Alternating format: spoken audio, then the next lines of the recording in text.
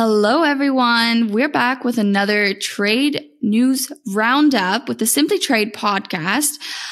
I'm Annik, and I'm actually here with someone new who has been on the podcast many times, Renee Chiuchiarelli. Hi, Renee. Hi, Annik. Thanks for having me again. Yeah, I'm so excited. 2 women in the podcast. Oh my God, that's awesome. I'm so excited because, Renee is so knowledgeable. She does such great webinars with us. And she is phenomenal. And I can't wait to hear what she has to say on these few articles. And I'm sure it'll be beneficial to you or, to whoever is listening, just to get to know what is happening in the world and how it might affect your job or your daily life, considering whatever it is. But first, before we start, I want to wish everyone a happy Pride Month. Woo! Well, I was going to say out here, June 9th is they call it, Pride Festival and Parade, known as LA and you're Pride. Down in California, correct? I'm in LA, yep. So yeah. Oh my coming God. up I guess this weekend. Yeah, this weekend. Yeah, there's lots of things all over, all over the place. Like I was in London and I saw flags all over. And then I've seen all these, I'm in marketing, guys, if you didn't know by now. And I've seen lots of cool ads like for Skittles, DHL, delivering with pride. Love it. It's so fun. And, all different kinds of advertisements and people that partner with different organizations that then go back and give back to the community, which that's a great initiative. Anyways, let's go down to business now. We have lots of trade to talk on. And I think we have some good articles. So the first one, wow, and this is fun because we're 2 women in the studio.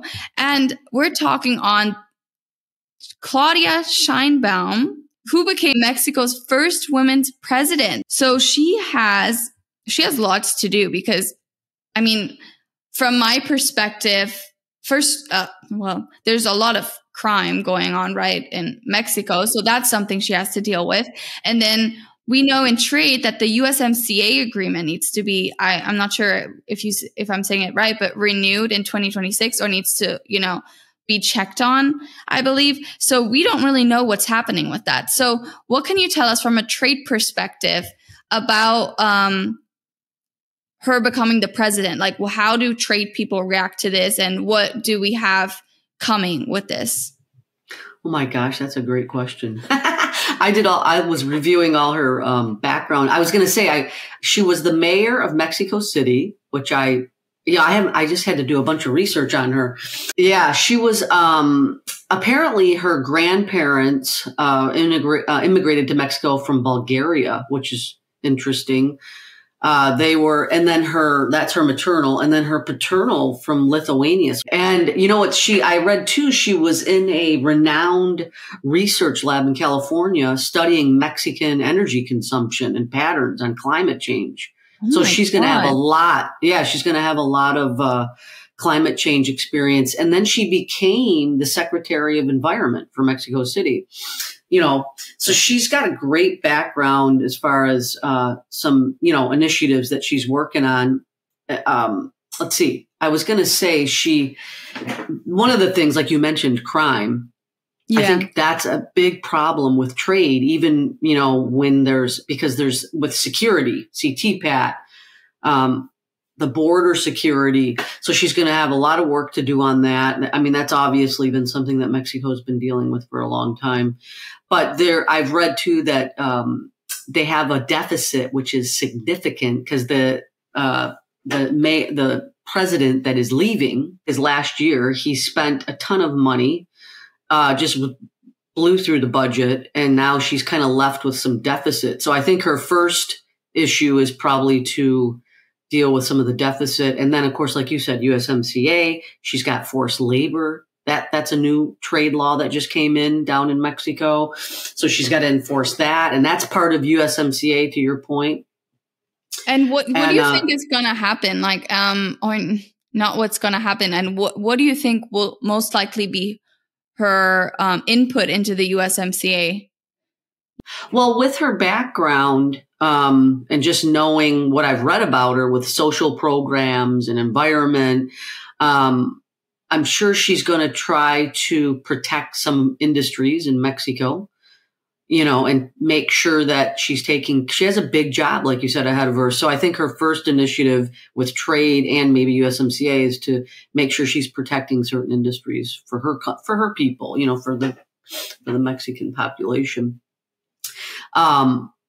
Yeah, I think that's what she's going to do on trade. But I really believe her first initiative is this deficit, and people are concerned she's going to raise taxes.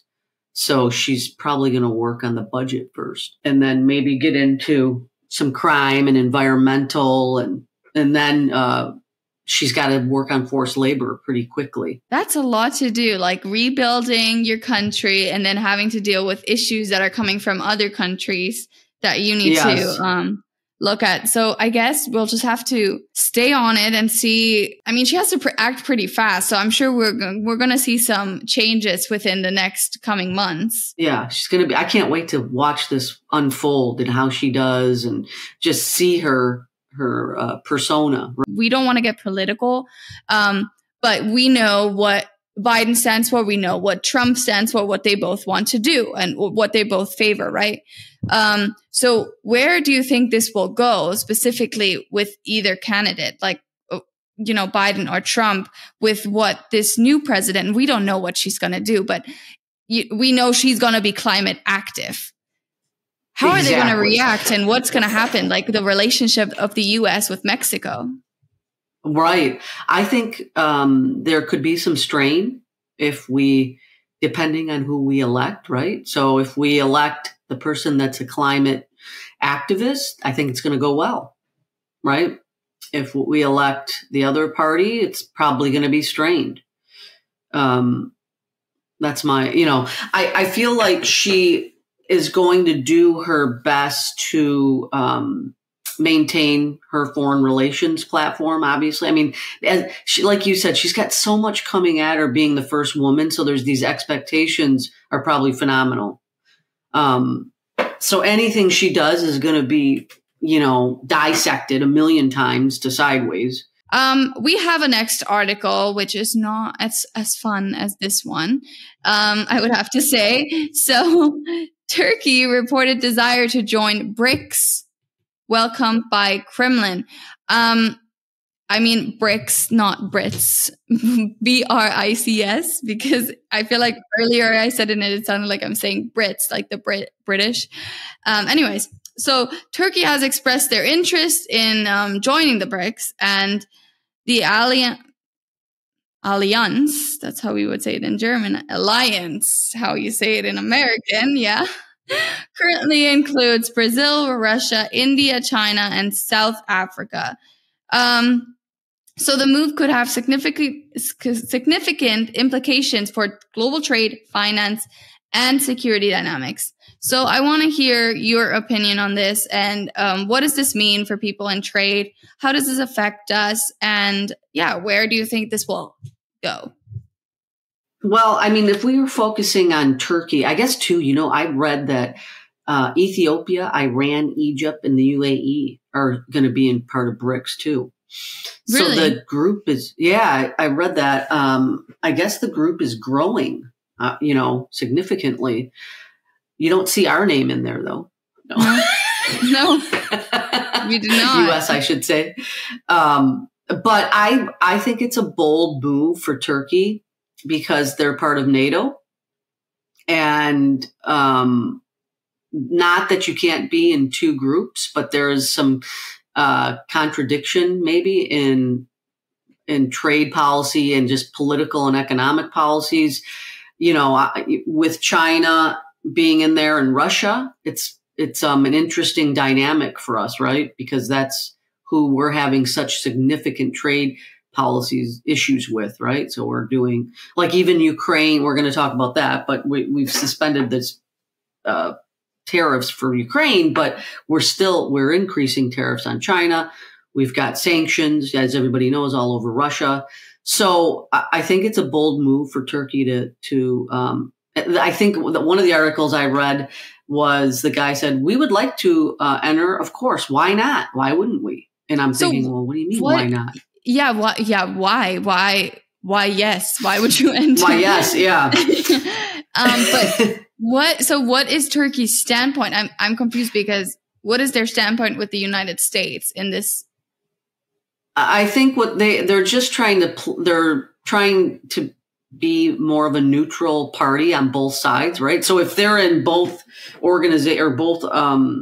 groups, NATO and BRICS, BRICS, they're able to, use both of these agreements and groups to impact their economy, their politics, their trade. So I think they're looking at it purely from a point of view from protecting and enhancing their country, right? Versus relationships. They're like, oh, we're going to have relationships with all these people, then we're going to have relationships with NATO, and they're going to back us. But it is a contradiction in terms because, when you're in NATO, you make promises to protect the countries in NATO. Yeah, so I'm wondering, like how far this could go, because if NATO is like, you know what, this is not working for us, we, and I don't know if this could be a thing, but we don't like them being in this other group, in the BRICS group. What will happen? Like, will Turkey leave NATO? I doubt that would happen. I mean, he said in a statement. Exactly. I mean, but it is a Western military alliance, right? But he said when he was coming under fire, I read this, that he rejected the fact that people were upset by him being interested in joining BRICS. And he said, I reject this, saying he remains committed. He's a committed member of the alliance, meaning NATO, its goals and its full membership of the EU. So I don't know. I mean, I think he's trying to just play in both sides. Yeah. I'm sure a lot of people in the United States are not happy about this. No, but Turkey's always been kind of in the middle, interesting. They kind of volley back and forth between the West and the East, right? So if anyone, let's just say anyone working here with Turkey from the United States right now, there's obviously nothing to worry about. They don't have to. Do you think they should be very on the hunt for something, or just more vigilant on this topic? Or I think it's something to watch, but I believe that Turkey will stay in NATO, and as far as trade, they're not going to, I don't think they're going to impede they're not going to make changes so that it impacts their politics and trade and economy with the US, I don't think, or Europe or, NAFTA. They're going to be careful. But it is something to watch, but I don't think personally it's going to be an issue, for people, on a personal level, but maybe politically and economically and with trade, I think they're going to watch their back, but it's going to be interesting because when you're in a coalition with Russia and China, those are some interesting, it's something we need to watch and keep reporting on. It's a very interesting choice to make. Anyway, so moving on from that article, and by the way, guys, this is just a desire to join. They have not joined, if I understand this correctly. Just a desire. So we're just talking on potentially what could happen, or what won't happen. Who knows? Exactly. Yeah, we're getting ahead of it. Yeah, we're getting ahead of it for you, the listeners. Yes. Okay, moving on to our last article of this episode. And this has happened. So it's not just a desire.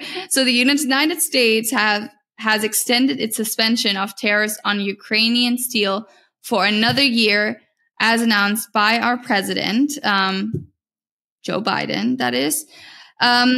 So he decided the continued disruption caused by the Russian invasion in justifying the move, which we know that Russia has been very intrusive. We seem to not have the best relationship with Russia. Neither has Ukraine, obviously, even though our relationship is obviously not as bad as the Ukrainian and the Russian relationship. Yes. Is a very terrible, and it's sad to see, and I wish it could be over. I do too. It's so terrible. Oh my gosh. Yeah.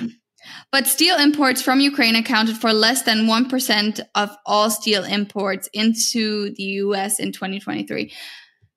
So I feel like this wasn't even, they didn't even think about this. Like, it was like, why would they? Yes. No brainer. Why would they make a change on this? Like, it's unnecessary and would be unfair. So where do you think, the suspension also includes steel from the EU. So steel that's coming to the U.S. from the EU, but it's made from raw, poured and melted in Ukraine. They're also, which I find interesting, that's still only 1%. So it's direct from Ukraine, and then anything from the EU that was melted and poured in Ukraine. You know what? 1% sounds very little, but I'm sure if we see it in numbers, it's like it's probably big, a huge number. Yeah. But I think that's nice. I mean, it's a nice of the United States to be doing this, and it would be unnecessary to have done the opposite, I would think, right? Yes. Yeah, the disruption is so terrible. There's so many industries that are probably impacted in Ukraine, but steel is obviously large considering how much it's used in the manufacturing, right? I don't know how they're going to recover. If we don't help them in this way, I don't know how they're going to recover, right? This is part of their recovery plan. Countries getting together and making sure that they have less burden, whether it be financial, resources, so that hopefully one day when this is over, they can work on recovery.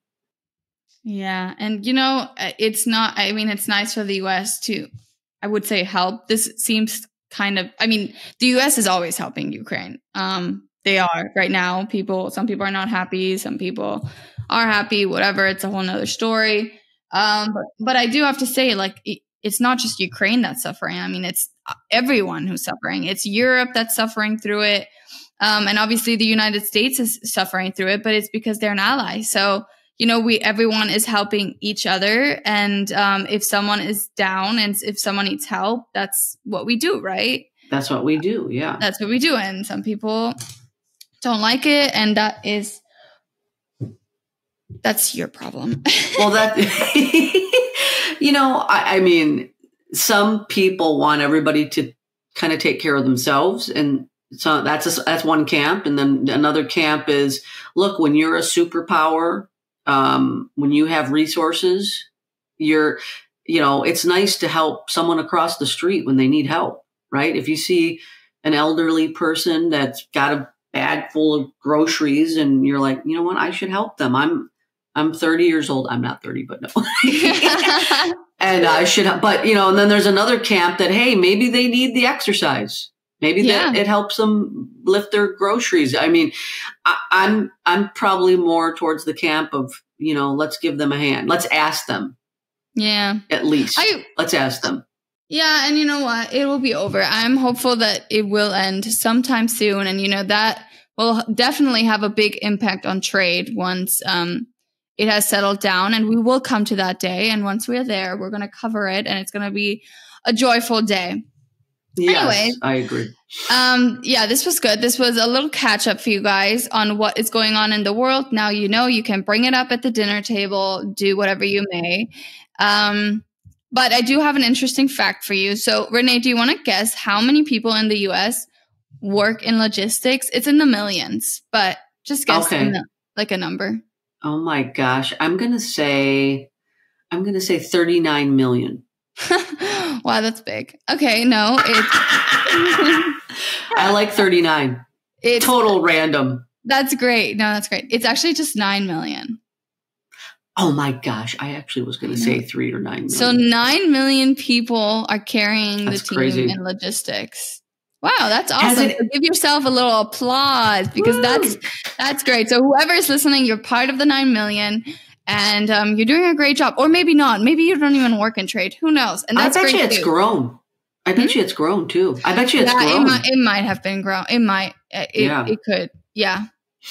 But anyways, that is really it. And, that's all we have for you. What I do want to mention is that we have a webinar coming up, and it's a Russian sanctions updates webinar with George Thompson, and it'll be June 20th. The price actually just jumped up. Sorry, you missed the deal, but it's at $49 now, which is still definitely a steal. And if you want to purchase a registration ticket, you can head to our website, www.globaltrainingcenter.com, and you'll find it under webinars, and you'll see the Russian sanctions, and you just click on it, purchase, and attend. It'll be great. Everyone needs to know what's happening around, and especially to stay compliant. I feel like we hear so many people getting in trouble with not being compliant with sanctions and, whatnot. I'm sure, Renee, you're aware. The sanctions are changing. Everything changes so quickly in trade and logistics. Yeah, you need to stay updated. So don't do it yourself. Have George tell you what is happening. It's right. It'll be the best $49 you'll ever spend in regards to sanctions. Anyway, so thank you so much for joining me, Renee. It's always so fun, and I'm glad. Thank you. To talk trade with you, and this is so much better because when we go through these articles, I understand them better, and I love to hear your views. And thank you, Annik. I love working with you. That's awesome. Have a great week. Have a great week. Bye. Okay.